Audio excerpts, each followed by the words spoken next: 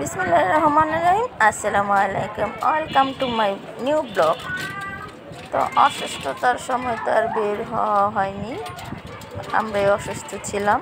তো এখন আল্লাহর রহমতে পুরোপুরি সুস্থ। তো এখন আবার আরেক অসুস্থ মানুষের দেখতে যাচ্ছে, সেটা হলো আমার খালামণি খুবই অসুস্থ। তো খালামণি থাকে বন্ধ তার ছোটো মেয়ের বাসায়। তো চলে গেলাম তাকে দেখতে।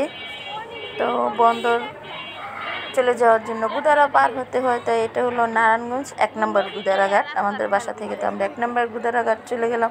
তো আনিশা রিস্কাতে বসে বলছে আনিশা ছয়লা নৌকায় উঠবে, যেটা আমরা বলতাম কেরা নৌকা। সে ট্রলারে পার হবে না, সে এই ছয়লা নৌকায় পার হবে। তো মেয়ে বায়না ধরেছে তার আব্বুর কাছে, সেটা তো এখন মানতেই হবে।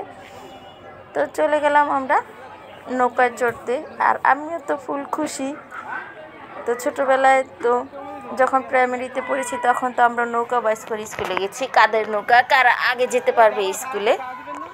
তো অনেক বছর হয়ে গেছে, এখন তার নৌকা চালানো হয় না। তো এখন নৌকায় উঠলে কিছুটা ভয়ও লাগে, নৌকা দোলে। তো চলে গেলাম নৌকায় উঠতে। তো দেখুন পুরো 1 নম্বর গুদারাঘাট নারায়ণগঞ্জ। তো নৌকায় ওঠার আনন্দটাই আলাদা। তো মেয়ে তো ফুলই খুশি, সে উঠে গেল আগে। তানিশার আব্বু আমাকে ধরে উঠাচ্ছে। আমার তো এখন একটু ভয় ভয় লাগে, আবার অনেক ভালোও লাগে নৌকায় চড়তে। তো আনিশায় দেখুন বসবে না দাঁড়াবে, কী করবে, খুশিতে আত্মহারা দিশেহারা।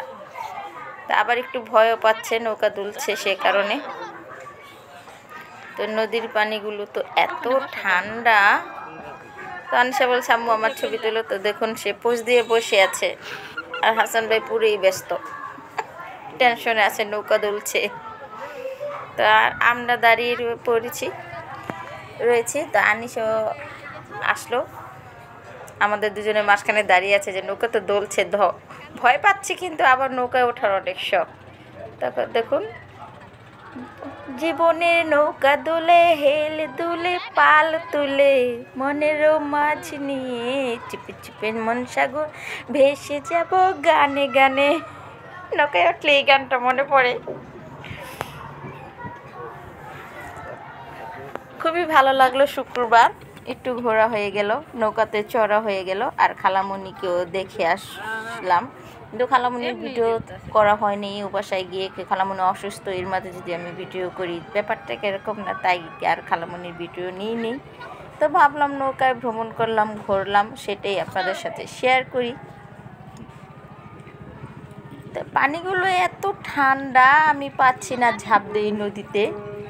আগে তো পুষ্করিতে গোসল করতাম সব কাজিনরা একসাথে, চাস্তো বোনেরা মিলে, এখন তো আর সেটা হয় না।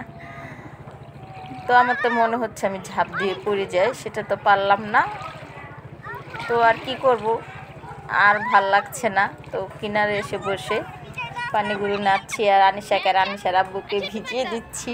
এত ঠান্ডা পানিগুলো, মনে হচ্ছে আমি হাতটা পেতেই রাখি। তো আমার দেখি আনিশাও দেখুন সাহস করে পানিতে হাত দিয়েছে, ও ভয় পায় নৌকা দোলে, আবার নৌকায়ও চড়ে।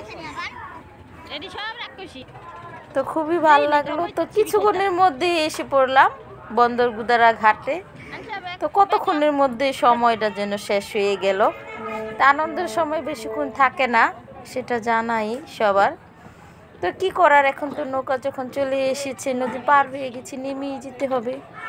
নেমে গেলাম, কিন্তু আমার এই পোলগুলো পার হতে অনেক ডর করে, মনে হয় কি পড়ে যাব, ফাঁক দিয়ে পাও ঢুকে যাবে।